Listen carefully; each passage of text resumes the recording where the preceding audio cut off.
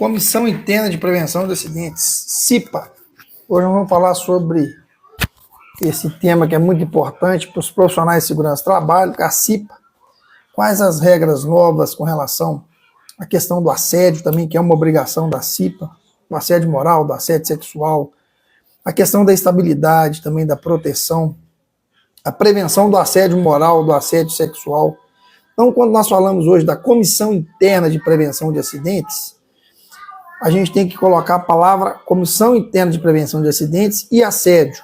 Então, essa comissão, além de ajudar na prevenção de acidentes de trabalho, tem também que ajudar na prevenção dos assédios dentro da empresa ou organização. Ou seja, a CIPA é um órgão que é permanente dentro da empresa, podemos falar que é um colegiado permanente, tem que ter prioridade nas ações da empresa ou organização, é composto ali por representantes do empregado e também do empregador, ou seja, quando é feita a eleição, os colaboradores eles têm ali a opção das pessoas que eles vão colocar para representar eles dentro dessa comissão interna. A missão da CIPA é fundamental para a prevenção dos acidentes dentro da empresa, relacionados ao trabalho, também a questão do ambiente seguro, um ambiente saudável, tanto da parte dos riscos físicos, químicos, biológicos, dos riscos de acidentes aí dentro da organização. Então, essa composição da CIPA dentro da empresa é fundamental a empresa consultar, né, o SESMIT, para ver a quantidade de membros titulares, membros suplentes, a questão da montagem do calendário anual da CIPA também. Então, o profissional de segurança do trabalho, ele tem, de fato, que ter essa responsabilidade de verificar, para ajudar na prevenção de acidentes, na promoção da saúde e também no diálogo permanente com relação à saúde e segurança no ambiente de trabalho. Então, a CIPA, ela evoluiu muito.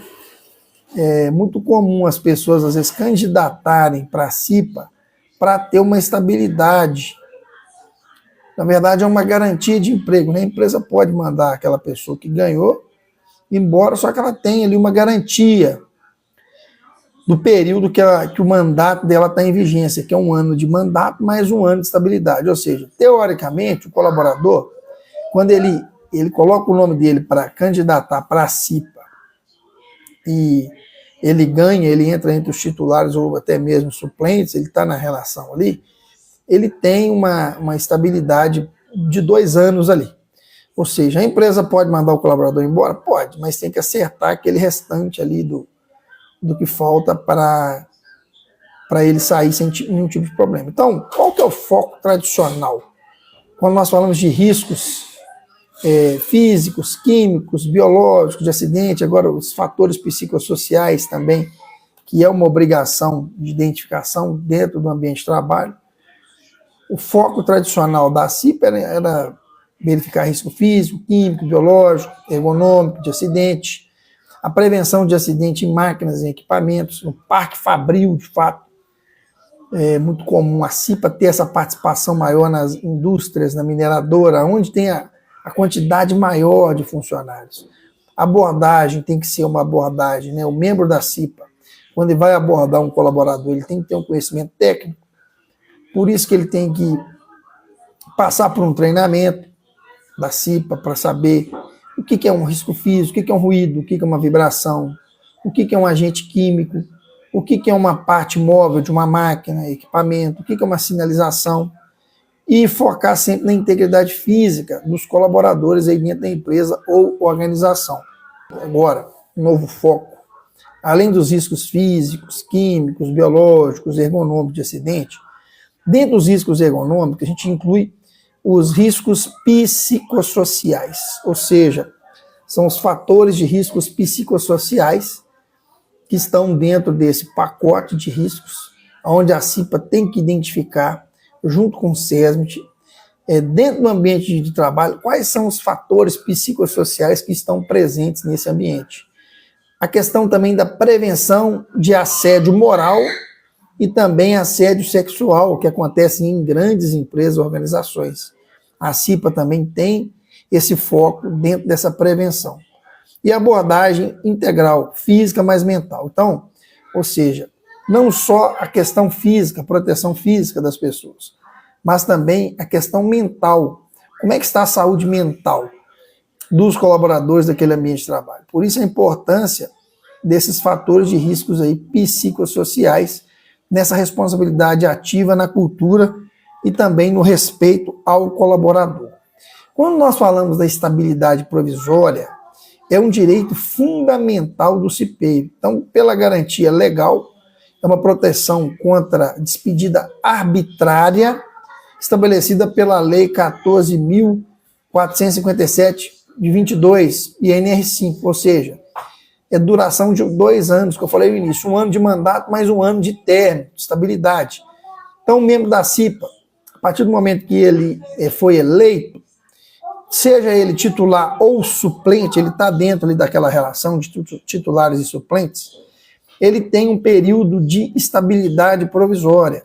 É 1 ano de mandato mais 1 ano de estabilidade. Ou seja, quando o colaborador ganha para a CIPA, ele tem ali basicamente 2 anos ali na zona de conforto aí dentro da empresa, da organização. Muitos utilizam dessa lei para ficar ali dentro da empresa e ter aquela estabilidade que a empresa meio que não pode fazer nada com aquele colaborador.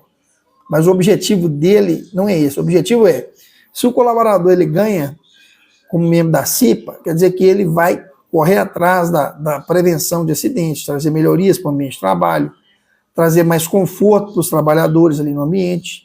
E por que tem essa estabilidade? Porque entende-se que ele vai bater de frente com a empresa, que ele vai ter ali uma exposição maior. Então, por isso que tem essa questão dessa estabilidade, mas nem sempre isso é que acontece. Geralmente o que acontece é uma zona de conforto, uma comodidade por parte de quem ganha, e a pessoa não faz prevenção, não participa de reuniões do jeito que tem que participar, é um mero coadjuvante.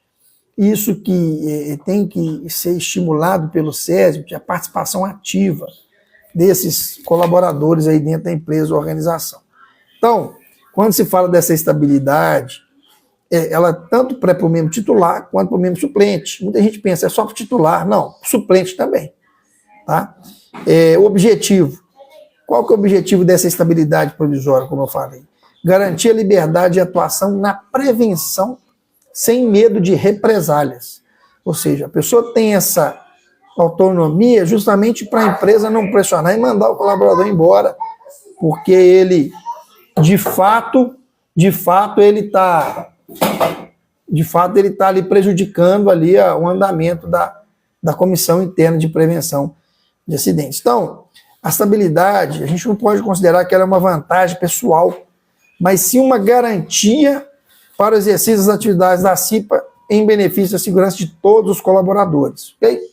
O técnico de segurança, se ele não pode ser CIPeiro, pode sim, não tem problema nenhum. Só que não pega bem o técnico de segurança candidatar para a CIPA. Não é uma coisa muito comum, porque tem esse entendimento que, geralmente, quando a pessoa candidata para a CIPA, como representante do empregador, né? O representante do empregador, ele candidata para a CIPA, certo? Então, quando ele candidata para a CIPA, se ele for eleito, ele tem essa estabilidade. Então, se um técnico de segurança ele candidata, dá a entender que ele está querendo uma estabilidade. Por quê? Ele já faz o papel dele de profissional de segurança do trabalho. Então, para que ele vai entrar na Comissão Interna de Prevenção de Acidentes se a função dele já é essa dentro da empresa?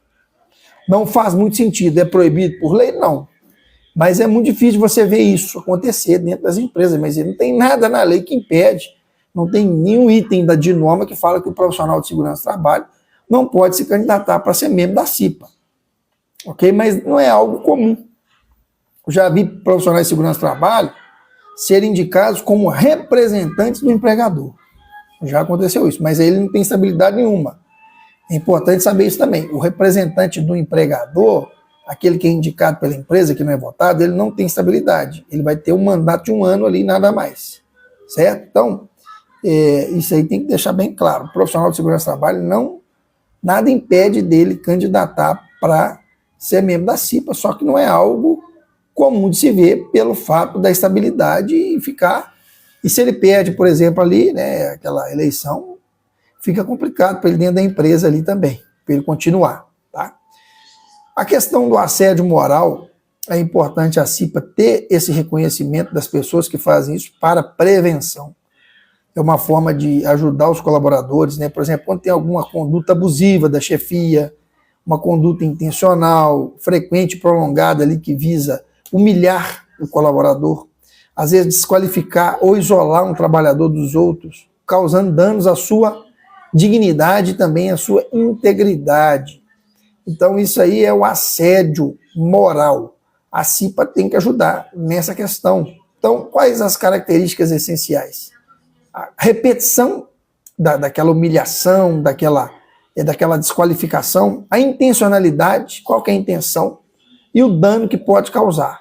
Então, algumas manifestações comuns que acontecem com relação a assédio moral no trabalho, para a gente conscientizar isso aqui é muito importante, quando o colaborador ele é humilhado publicamente na frente dos seus colegas de trabalho, quando ele tem um isolamento social provocado por algum líder de fato, ou pelo próprio grupo de trabalhadores, um controle excessivo do que o colaborador faz, alguns apelidos que são pejorativos ao colaborador, aplica também algumas tarefas impossíveis para aquele colaborador específico ou para aquele grupo de colaboradores, aquela perseguição, e algumas críticas destrutivas.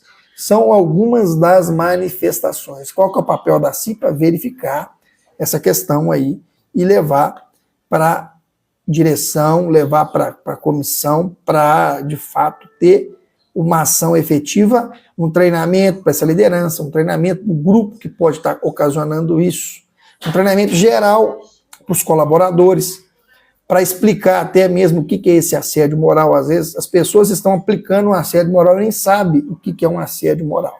Então isso tem que estar dentro da integração de segurança da empresa, mostrando o que não pode fazer, dentro da ordem de serviço de cada colaborador. Já o assédio sexual é quando acontece aquele ambiente hostil, aquela chantagem, né? Então, exigência, por exemplo, de favores sexuais em troca de benefícios de algum colaborador ou colaboradora, contratação, promoção, ou para evitar prejuízos. Então, algumas questões de intimidação. Tem a chantagem, que eu acabei de citar, e tem a intimidação, quando se cria ali a atmosfera ofensiva através de comentários, gestos ou até mesmo insinuações que prejudicam o ambiente. Às vezes passa uma mulher, tem algum comentário pejorativo de parte ou de uma pessoa específica, pode ser da chefia. Você tem um assédio, que é o assédio vertical, e o assédio horizontal, ou seja,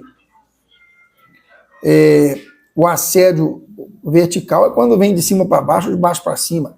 Pode ser da chefia para um colaborador, ou de um colaborador para uma chefia, pode acontecer. Ou horizontal, que é de colaboradores ali do mesmo nível hierárquico da empresa. Então, é o assédio dentro daquele ambiente hostil que a gente acabou de citar. A empresa tem que ter esse código de ética e conduta. Às vezes o colaborador entra dentro de uma empresa e ele não é comunicado o que pode levar ele a tomar uma justa causa, uma advertência, um balão. Ele não tem essa noção. Então a empresa tem que deixar claro, toda empresa tem que ter esse código de ética. Às vezes a empresa fala, como é que eu vou fazer o código de ética? Faz um código de ética básico, com essas informações de assédio moral, assédio sexual. E depois, se for o caso, revisa. Mas faça o código, porque é importante o colaborador entrar dentro da empresa e saber o que ele pode, o que ele não pode. É lógico que tem coisas que é básico. A questão do assédio sexual, por exemplo, não pode acontecer dentro de uma empresa ou em qualquer lugar, que é crime. Pode ser na rua, em casa, em qualquer ambiente, é crime. Só que a empresa tem que ter esse papel educativo justamente para evitar esses problemas internamente. Algumas manifestações comuns que nós podemos citar com relação a essa questão do assédio sexual: comentários sobre o corpo da pessoa dentro da empresa, convites insistentes para sair, né? Às vezes chama a pessoa para sair insistentemente, a pessoa nega, chama, né? O contato físico não solicitado, colocar a mão na pessoa que está sendo assediada, piadas de cunho sexual relacionadas àquela pessoa dentro da empresa, mensagens ou até e-mails sexuais Isso também são algumas manifestações comuns, além de exposição de imagens impróprias, a pessoa tirar uma foto e mandar para outras pessoas dentro da empresa ou organização. Então isso configura como assédio sexual e é crime. E é um crime que as empresas têm que tomar cuidado para garantir de fato a ordem, para garantir de fato a prevenção dessas pessoas, principalmente a mulher, que é mais frágil nessa questão do assédio sexual. É muito comum acontecer dentro das empresas, mais comum do que a gente imagina. E às vezes a mulher, de fato, ali não tem a segurança de fazer uma comunicação segura do que está acontecendo. Então tem que ter um canal de comunicação fácil para ela denunciar esse assediador e ele ser punido de forma com que a empresa cumpra o seu papel dentro da prevenção relacionada a esses assédio sexual, assédio moral. Então, essa questão da estabilidade da CIPA é importante justamente para essas questões, de enfrentar isso. O membro da CIPA, às vezes, ele tem o conhecimento de algum tipo de assédio, ele tem que levar isso para frente. Esse é o papel dele como prevencionista, não só de acidentes, mas também com relação aos assédios, aí, com a nova atualização da NR5. Isso é importante, é fundamental para manter aí a ordem dentro da empresa, dentro da organização, um ambiente saudável, seguro, onde as pessoas vão trabalhar com alegria e não com medo por ser assediado ou de sofrer algum tipo de acidente de trabalho.